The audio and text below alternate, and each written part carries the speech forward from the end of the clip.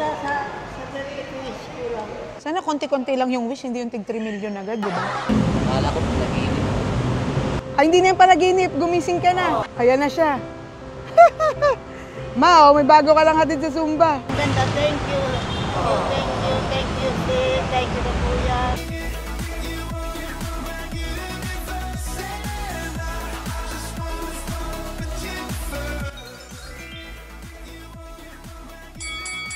Hello mga te!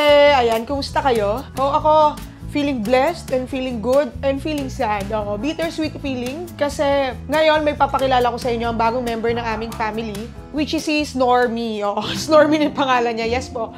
May bago na po akong service, bagong family service namin. And gusto ko lang i-share tong blessing na to sa inyo. Wala lang, kasi parang feeling ko part kayo all the time. Alam nyo naman po yan, meron ako talagang sasakyan si Snorly. Nakuha ko po siya during pandemic. Naalala ko nung bata ako, pangarap ko lang yun. Pangarap ko nagda-drive. Kaya nga diba sabi ko, pumupunta ako ng mga arcade. Magda-drive lang ako, yung mga car racing, maghuhulog ng token. Tapos ang goal, hindi para manalo, para hindi mabangga. Kasi parang akala ko nung bata ako, imposible. Ang kotse ay para sa mga milyonaryo, ganyan. Pero ako wala pa po ako nung kahit sa 1/4.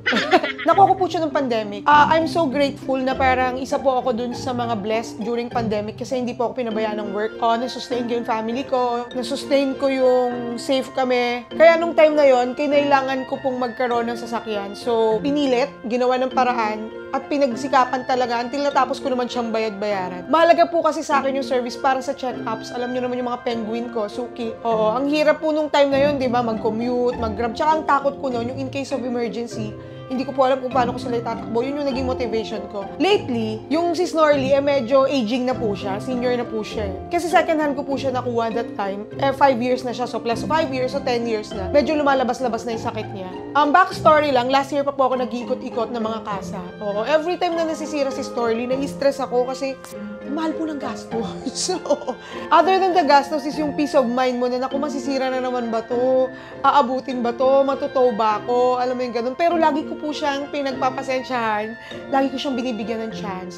Masipag po ako magbigay ng chance. Nawawalan po siya ng atras, nagwawala po siya sa Commonwealth. Pero nung last time, medyo doon na ako natauhan talaga. Kasi last year, ready na, ganyan, kukuha na lang. Hindi ko po ginugo kasi parang una, iniisip ko, natatakot ako sa responsibilidad. Ayoko po nang may malaking binabayaran, ganyan. Kasi ang dami ko na pong responsibilities dito pa lang sa bahay. Abot bunbunan na. Tapos natatakot ako na baka hindi ko masustain, ganyan. So sabi ko, sige, magtitiis na lang ako. Kung ako lang, kaya ko po magtiis. Kahit 3 lang yung gulong, kaya kong tiisin niya. Kaso talaga pag may mga check-ups, tsaka may mga lakad, mahirap. Ang dami ko na pong inikot, ang dami kong options, pero hindi ko po pinupush. Until last time, yung huling topak niya po, bigla po naghiwalay yung gulong niya habang umandar kami. Kasama ko si mama, yung mga kapatid ko, yung baby namin. Tapos grabe yung takot ko. Then doon ko na-realize na parang tigas kasi ng ulo ko, di ba? Parang dahil yung sa takot ko na baka hindi ko kaya, ganyan. Plus yung lungkot, kahit kotse lang po siya o bagay po siya, meron po akong emotional attachment sa kanya. Sa langgam nga po, may pakiramdam ako.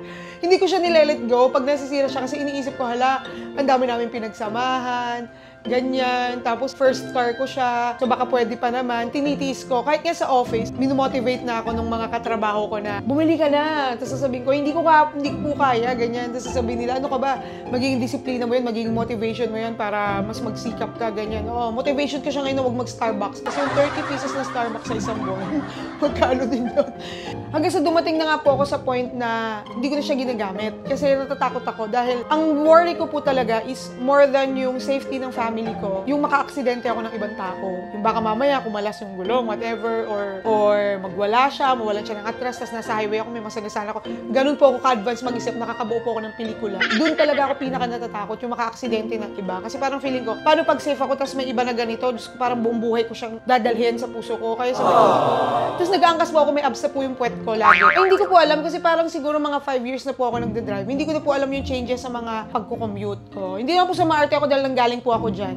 Naglalakad pa nga pag kulang yung pamasahe. Ngayon hindi ko na po kasi alam yung mga carousel. Tsaka yung mga para-para, hindi ko na alam kung saan kahihinto. Ganyan. Plus, ang worry ko po kasi hindi naman po sa pag-ano, syempre, yung mga parents ko medyo nagpapalakas pa sila. Natatakot ako na baka may madala ako sa kanila na virus, ganyan, dahil nasa public place ka. Kaya nagtitiis na lang ako ng angkas. Kami na lang ng driver yung magpalitan ng amoy. So sabi ko, mukhang kailangan na talaga niyang palitan. Ngayon may next layer of conversation and meeting na naman sa isip ko. Kung anong sasakyan ang kukunin. Meron kasi pwede naman yung mga maliliit para malit lang yung monthly, no? Pero alam nyo talaga mga tayo, makapamilya kasi talaga ako. Parang, kailangan sabi ko kung magkakasasakyan ako, kailangan kasya na kaming lahat para wala nang naiiwan. Minsan pinagsisiksikan, pero nagugulat yung mga tao, pagbaba ng SUV, 7 kami. Yung gulong kulang lang, murahin kami sa bigat. Tapos, hindi talaga makakasama lahat, hindi kasya. So sabi ko, hindi ka naman habang buhay bibili ng sasakyan. So kung bibili ka, kailangan, kasya na kaming lahat. So yun pa yung factor na kinonsider ko. Yung iba, sinasabi sa akin, sige kumuha ka na kahit service lang. Tama din naman po, practical, mas mura, mas okay. Pero hindi talaga eh. Ewan ko kung bakit. Sabi ko, sige lang, baka magawa pa ng paraan. Next, naisip ko kung kukuha ba ako ng second hand. Nung inisip ko siya, pwede, mas mura. Pero yung iisipin ko na naman, okay ba to? Mapapraning na naman ako, ganyan. Pero sabi ng kuya ko, bagay ito sa second hand dahil dito ako magaling mag-maintain. Hanggang sa nagkamap ako dito, sabi ko, paano? Next layer of meeting sa isip ko po is, kailangan ko ba siyang bilhin ng cash? Kung bibilin ko siya ng cash, paano? Hindi ako nanalo sa loto, gano'n. Kasi maano po ako, keen po ako sa ganyan details, kinukompute ko. Sayang, ganito yung interest, paano, ganyan. So, gumawa ng paraan, pero wala talagang paraan na nahanap. So, parang na-realize ko, wala. Kami lang talaga ang makakagawa ng paraan ako. Kung ano yung ilalatag sa akin na option, di, sige lang, chill-chill lang ako. Wala naman akong papers, dahil alien ako. Si kuya ko po yung nag-apply. Tapos, na-approve siya lahat agad-agad. Sabi ko, ganyan. So, nung eto na siya, nagdadalawang isip na naman. Kung galing ko, no, dalawa yung isip ko. Na-approve pa kami sa pinakamagandang bangko. Tinatanong ko yung kuya ko, sabi ko, dapat ba? Tama ba? Kasi parang feeling ko po, pag para sa akin, parang ayoko po talaga bumibili ng mga bagay na feeling ko ako yung nagbe-benefit, ganyan. In basic term, pag para sa akin, ayoko po. Oo, kasi kaya ko magtiis. At saka, hindi po ako maano sa material things. Hindi ako magiliw sa ganyan. More on comfortability and safety po talaga ang habol ko. Then, sabi ng kuya ko, ikaw, pakiramdaman mo. Then sabi niya, baka gusto na talaga ito ng Diyos para sa'yo. Anong laban ko? Si Lord yun. Kasi parang tinawagan siya, after 10 minutes, approved na siya. Then, after mga 2-3 days, nakuha yung sasakyan. Actually, pwede na nga kaso may mga inantay lang ng loan document. Sabi ko, so ito na to. Wala na akong no choice. Kailangan ko na talaga itong pagsikapan. So, ayun, yun lang po yung backstory nung sasakyan. Sinishare ko lang because of the journey and the meetings. Alam niyo yung realizations na minsan, huwag nyo nang sagarin yung chances. Oo. Ako yung talaga yung naisip ko. Nung last na tinopak si Snorly, nakasakay si Mama. Oh my God, baka sa susunod din ako bigyan ng chance. Lagi po kasi nangyayari. Ako lang, nawawalan ng atras, ganyan, sige lang. And alam nyo, sobrang thankful nga po ako sa Car Square Auto Parts. Alam ko, pinost ko sila sa isa sa mga videos ko, lalong-lalo na kila Ate Lani, kay Kuya Otep, kay Kuya Gerson, tsaka kay Ate Alice. Dahil every time na magkakaproblema yung sasakyan ko, nire-rescue po nila ako. Oo. Minsan kahit wala pa po akong pambayad. Para lang magamit ko kasi naiintindihan nila na nagtatrabaho, ganyan. Kaya ayun, thank you so much po. Maraming salamat sa mga rescue times. Ayan. And syempre kay Kuya, diba? So ngayon, eto na nga, ipapakilala ko sa inyo ang mga ganap dahil sort of para tong prank, surprise, whatever, dahil hindi po nila alam. Dahil parang sa pangarap lang to, i-knowing na nga. Pero bago tayo doon, gusto ko muna hayaan nyo na ako, bittersweet feeling talaga to sa pag-let go dun sa luma ko sasakyan. For sure, makaka-relate yung marami dyan sa atin, lalo pag first car mo. Ay nako, bigyan mo natin siya ng moment na magpaalam at itong video na to ay masisave at forever ko siya maalala. Sabi ko nga po sa inyo, langgam nga, may pakiramdam ako sa kotse pa. Oo. Malaking factor, kaya ako natanggalan sa pagkuha ulit ng bago. Sabi ko nga, kahit sana noon, nung medyo mas kaya-kaya, dapat kumuha na ako, baka by this time, tapos na, di ba? Pero hindi ko siya kayang i-let go dahil sa akin, ang dami namin pinagsamaan. O di ba sa kotse lang, may pakiramdam pa ako. Pero ngayon, ito na talaga. Yan, alam ko naman na mapupunta siya sa bagong family na mamahalin siya. Kasi kailangan ko po siyang ibenta. Unang-una, wala po kaming parking. Pangalawa, para may dagdag dun sa bagong sasakyan. Sabi ko nga, nalulungkot ako. I mean, thankful naman ako sa bagong blessing. Pero sobrang sad ko. Then sabi ng super close friend ko, si Francis, niremind niya ako ng reminder ko din sa kanya na, di ba, te, sabi mo nga, hinatid ka na. Hinatid na tayo kung nasan tayo. So, i-let go na natin para mag-welcome ng bagong chapter. Ngayon, papakita ko sa inyo kung paano yung exit muna kay Snorly. Then, panoorin niyo po kung ano yung ganap dun sa bago nating sasakyan, si Snormy.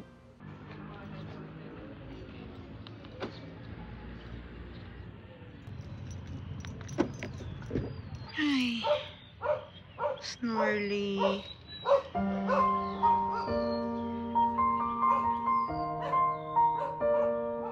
Bye-bye, Snorly. I love you. Lagi ka magpapakabait sa iba.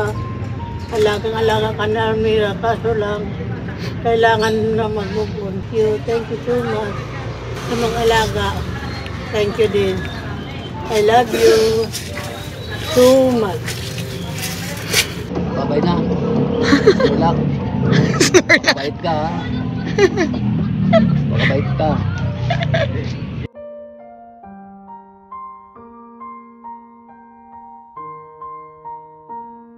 This might be our last ride together. Thank you for being a dream come true to us. Thank you for keeping me alive. Thank you for taking us to many places, Snorly. And thank you for keeping company to me. Lahat ng dasal, iyak, daydreams, winnings and losses ko, alam na alam mo yan. Lahat ng mga taong dumating at umalis sa buhay ko, nakita mo rin. Thank you for driving me to today. Now, ihahatid na kita sa alam kong mamahalin ka din dahil inalagaan ka na mula noon. Please keep them safe and thank you always.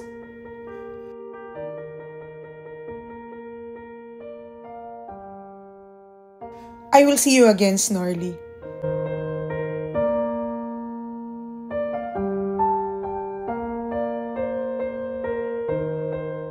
So, papunta na po kami dun sa dealer ng aking bagong friend. Hindi po alam nila Papa na may ganun. Ang alam niya, check up lang. Tingnan po natin yung reaction niya. Pinagbis ko siya, nakatakin po siya. Papakita ko sa inyo mamaya. For the first time, yung si Mama, kakuntsaba na siya. Ma, check up lang tayo, di ba? Oh, excited ka ba? Check up ko sa aking mukha. Ayun. Pero alam mo ang lakad, di ba? Alam ko lang. You excited? Very, very excited. Puntahan natin yung lulukohin natin ngayon. So, ay nako. Nagbablog ako ng check-up. Oh, ito yung ipapa-check up. Are you ready for the check-up? Tinitigan. Vlog yan. Magsasalita ka sa vlog. Are you ready? Ready? Anong i-check up mo? Marami. Nakataking pa yan. Tsaka naka-floral. Oh. Basta po check up. Alert po talaga yan. Oh. Naghihintay na siya. Wala pa po kaming sundo. Dahil wala po kaming sasakyan. Nakikisabay lang po kami kay kuya. Pero wala pa si kuya. Pero pag ang kuya ko kasi nandito na dapat sakay agad. Kung hindi na kami papasakayin, mahal po ang Grab. Oh, yun po siya.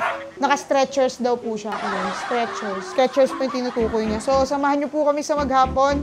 Ayun na yung si check-up boy. Oh. Papa, diyan ka lang tayo mo si kuya. Okay, hindi siya sumasagot. Pero sumasagot yan sa puso niya. Let's go. Tapos, ito po ang dahilan kung ba't naging posible yung check-up ngayon. Ayan po sila. Ako po sila sa inyo. Hi, Dawson! Oh, ready na. Oh, move backwards. Bam!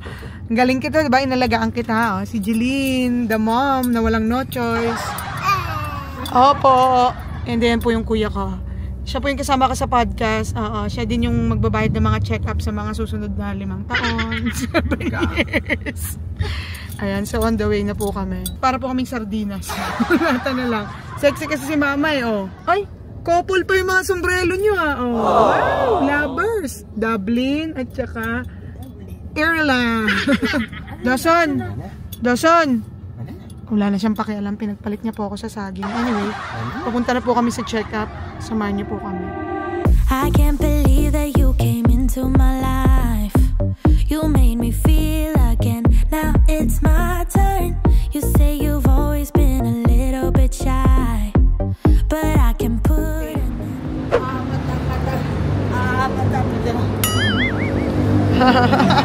Apate, aha.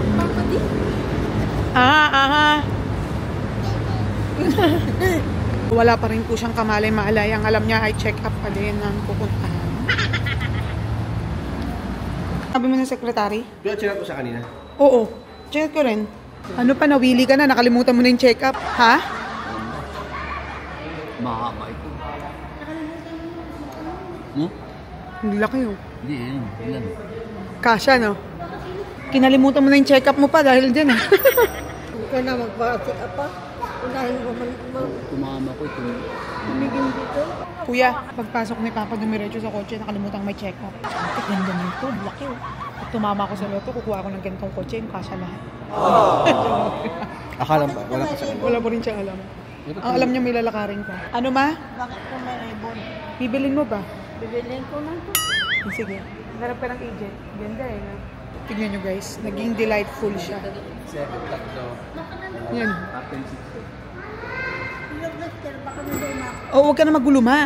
Maipit ka ma. Alam nyo guys, sobrang saya talaga niya pagdating dito sa mga sasakyan kasi Nangangarap siya, wala siyang kamalay-malay. Parang naging tribute to sa kanya. Ito talaga po ang naging tumulong sa akin. Ayan, itong isa at itong si Commander-in-Chief. Ayan. Ma, huwag kang hawak ng hawak. Wala tayong pambayad, ma. Kasi pang-regalo mo sa birthday ko, kawawa naman ako. Ano, ma? Pang-regalo mo sa birthday ko. Hindi nga kita nakikita eh. Paano kita reregaluhan? Ayun. Ano sabi mo? Regalo mo sa birthday ko. Ang ganda, no? Masaya ka ba sa mga nakikita mo dito, ma? Sa birthday ko, wish ko lang. Sana konti-konti lang yung wish, hindi yung tig 3 million agad, di ba? Alam nyo, para tuloy naging tribute nila to. Eh, para naman talaga sa kanila. Diyos ko, kung ako lang, hindi po talaga. Pero nakita mo yung happiness nila sa mga mata nila. Kasi mahirap po talaga. I mean, ako kung sa sasakyan, hindi na siya luho and everything. Eh. Talagang yung service, lalo pag may mga senior ka na mga penguin, ganyan. So, tignan pa natin yung magiging reaction niya moving forward. Nakalimutan na po ang check-up. Oo, dahil may nakita ng mga sasakyan. Ano daw pa? Ano daw? Nagtatanong siya kung sino din kinamayan ko kanina. Sabi ko, kaibigan ko yan dito. May nire-refer kasi ako mga gustong bumili. May asikasuhin ka lang ba? Late na nga kami kay Lester eh. Nagtanong nga siya, Papa, kung anong oras pa check up kay Lester. Sabi ko, hindi, dumaan lang muna tayo dito sa group. Alas 3 pa naman tayo, Lester. Alas 3 pa, oo. Oo, alas 3 tayo kay Lester, di ba? Eh, di mag-ikot-ikot ka muna dito. Diyos ko, biglang na-move na po yung check-up. Alas 3 na daw. So, dahil tagabayad lang po tayo, siya talaga ang principal owner. Ayan, totoo na nga po. Totoo nang kailangan magtipid. Kami mo okay lang, nagre-reklamo na po yung 3. Pag hindi kasi natapos ni Kuya, makakata. Ayun o, ang dami niyang pinipimahan. O, yun yung anak niya, nagkakalat. Hanggang 3 pa naman si Lester, 2 pa lang naman eh. Dito na tayo mag-lunch. Ha? Sige. So, wala pa rin siyang kamalay-malay. Ginawa na po nilang dining area itong service. Ayan. And this is the hardworking Sir Jill. Hi, Sir Jill. Alam nyo na, siya ang sekreto ng tagumpay. Tinatapos pa lang, napaka-smooth. Binabing baby ako, hindi po ako nahirapan. Pero itong isa, wala pa rin siyang alam. Akala niya, simpleng lunch lang. Ito, pipirma na marriage contract. Okay ka pa? Okay lang. Pa, kung may gusto ko sa kotse, kung Mitsubishi ito, anong gusto mo? Mitsubishi, Expander Cross. Ganda nun eh, no? Kaso wala eh. Paano ba tayo makakabili nun? Mangutang. Mangutang. Kasi magpapautang. Sa anong kulay gusto mo doon pa? Kahit basta, Yung cross? Expander Cross. Kaya nga eh. Gagandaan kasi po siya rito. Puro may mga Hyundai. Eh kaso late na kami sa late na kami sa doktor. So, ay nako. Si ma'am kasama namin. So, after 10 million hours, pa dito daw. Antayin na kukunin yung sasakyan ni Kuya. Balik ka nga pa. Sama mo nga dun si Kuya, kausap niya agent, baka nag-i-inquire. So, hindi niya pa rin po alam. Oo, ano na? Okay na, Oo nga eh. Pa, halika pa. Maganda ba to? Maganda nga to? O, yung bago nating service. May bago na tayong service. Di ba? Ayan ang check-up mo. Si Kuya nag-asikaso niya. Ayan si Sir Jill. Sir Jill! Thank you so much for all the help. Yan ang check-up mo kay Lester. Yan ang check-up mo. You happy? Oh, ganda, di ba? Akala ko pinaginip. Ay, hindi na yung panaginip. Gumising ka na.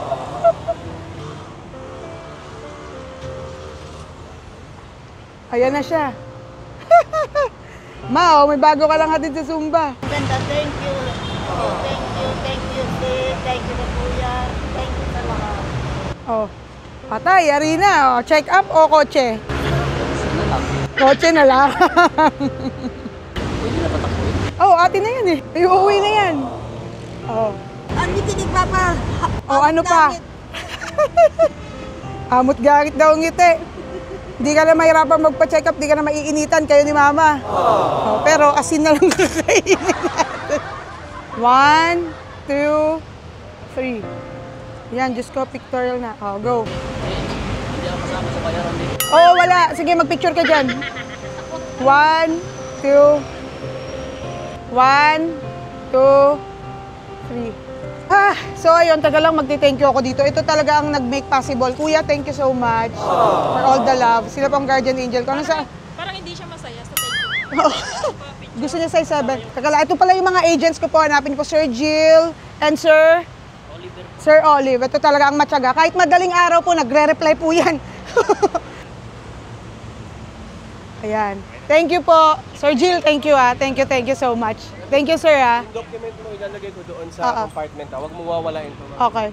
Sungit na agad, di pa nakakaalis. So, eto na po siya. Ayan na. Oh, nagti-thank you siya. Salamat, Sir Jill ah. Thank you. So, here's the first look. Wala pa po siyang pangalan, pero bibigyan po natin siya. Oh God, Lord, thank you. Ikaw talaga to. Sabi nga ni Mama, natupad na yung pangarap namin. Ito po, papasilip ko lang. Teka lang.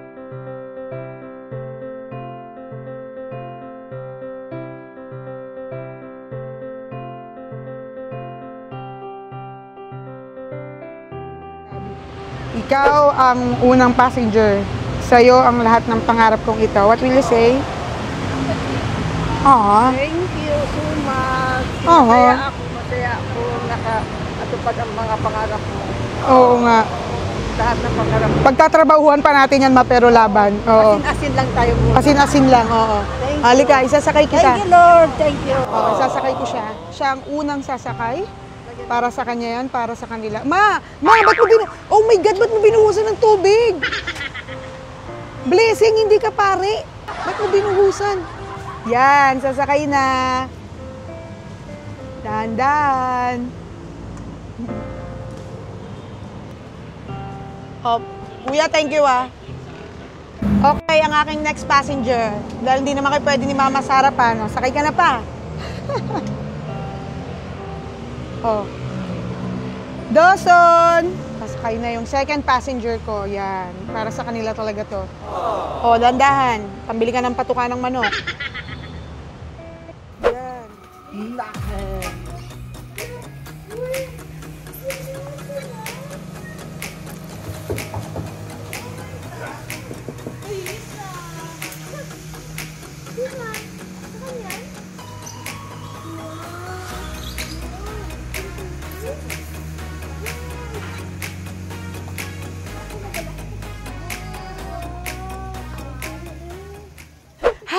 So, ayun na nga guys. Grabe no? Ang sarap sa puso. Alam mo, yung lahat ng takot ko nawala nung nakita ko kung gaano kasaya si Mama tsaka si Papa tsaka yung mga kapatid ko. Alam mo, yun lang talaga ang reward ko sa sarili ko eh. Tapos na-realize ko sobrang blessed ko. Sa trabaho, sa paraan, sa pagmamahal, sa suporta, ganyan. Disiplina lang talaga. Oo, kung paano ko gagawin lahat ng to, hindi ko po alam kung paano, pero alam kong hindi ako pababayaan. Marami namang mga imposibleng bagay akong inisip na naging posible. O sipag lang talaga. Tsaka alam nyo, na-realize ko kasi rin talaga eh, na parang tumatanda na sila Mama and si Papa. Dati kasi, ang mindset ko, hindi ako bibili pag wala akong buong pambili. Dati nga, nagsimula pa ako na kailangan doble yung pera ko bago ako bibili ng something para may backup. Pero mahirap po pala pag panahon yung kalaban. Tulad nila, pag nare-realize ko, kailan pa nila mararanasan. Pag kasama si Mama, hindi nakakasama si Papa kasi hindi kakasya. So ngayon, kasya na po kaming lahat. Ang sarap sa puso. Sa mga batang nanonood dyan, keep dreaming. Wow! Tsaka ano lang, trabaho, diskarte ng tama, pakikisama ng maayos, tsaka count your blessings. Ako lagi kong naiisip kung gaano ko ka-blessed this past few years. Oo, kahit may mga mahihirap, may mga better days talagang paparating. So ayun, samahan niyo po ako sa magiging ganap ko kasama si Snormy at ang aking pamilya. At lagi niyo na po akong panoorin. O, para may pang car wash at pang And ayun, maraming salamat. Una again, thank you po sa kuya ko na siya talaga nag-process nito. Nagdadasal din po ako na baka tulungan niya rin ako sa pagbabayad bukod sa prayers.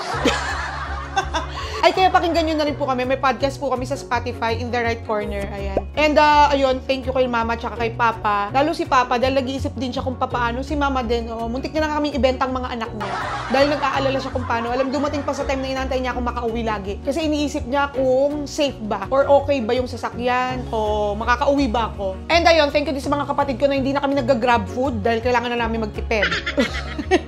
And to everyone, kila Jeline, kay Besh, lahat ng sumuporta, ayan, thank you so much. And sa work na nagsusustain nitong lahat ng to. Oo, kung may baka kailangan nyo po naharap ng labada nyo, tawagan nyo lang po ako. Ayun, maraming salamat. And marami pa tayong kwentong pagsasamahan. Panoorin nyo na ako, i-follow nyo po ako sa aking YouTube channel, Almira Shiel, Facebook page, Instagram, Almira Shiel. Ayan. And syempre sa podcast po, In the Right Corner, please pakinggan nyo po kami and i-share nyo na po para magkaroon po kayo ng mga bagong kakwentuhan. So paano mga te, hanggang sa susunod? This is me saying spread kindness. Bye!